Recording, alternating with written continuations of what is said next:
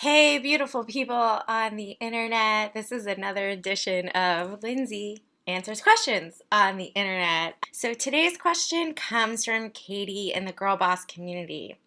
She had a software developer who was working on her startup pro bono, and just as she started to get into fundraising, the developer quit.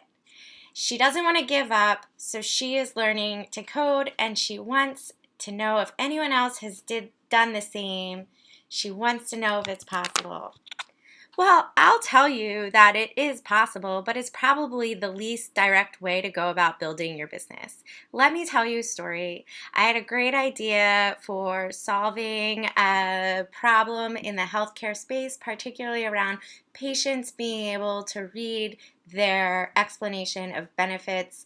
I'd done a bunch of focus groups, got a lot of insights, and decided I'm going to code this one myself. I had been tired of trying to find tech co-founders, and since I do have 6 years of education in the technology industry, it felt like, hey, I should be able to pick up PHP enough to build my business. Well, after spending 2.5 months learning to code, going through all of the PHP books, having a great time setting up servers on my computer, my bank started to dwindle. I started to get really nervous about what it was that I was actually doing, and I freaked out. This was earlier in my days, so I didn't have as much confidence and faith as I do now as an entrepreneur. I ended up going back to full-time work. And then looking back at the time I spent learning to code, I realized the 2.5 months I spent learning to code, I could have spent building my business. So I know, Katie, you have a tech startup, and you're probably like, well, how do I build a startup without a software developer? There's a ton of ways that you can go about continuing to build your business. That includes pulling together different existing tools in order to provide the main value proposition and the main value you are offering to your customers. So if you know exactly what problem you're trying to solve for your customer, there's definitely a way that they're solving the problem without technology.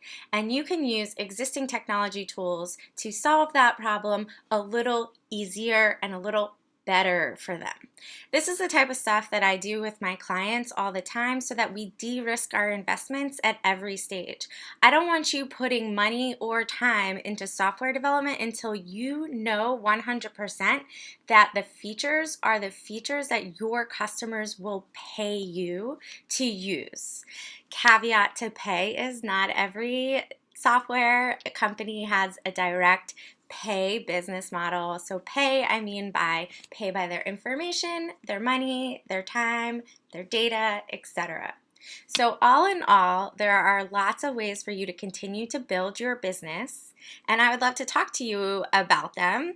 So you can head to my website, Lindsay, actually if I go this way, lindsayt.com, talk to Lindsay. So I'm sorry I can't give you the hope that learning to code is the answer for you.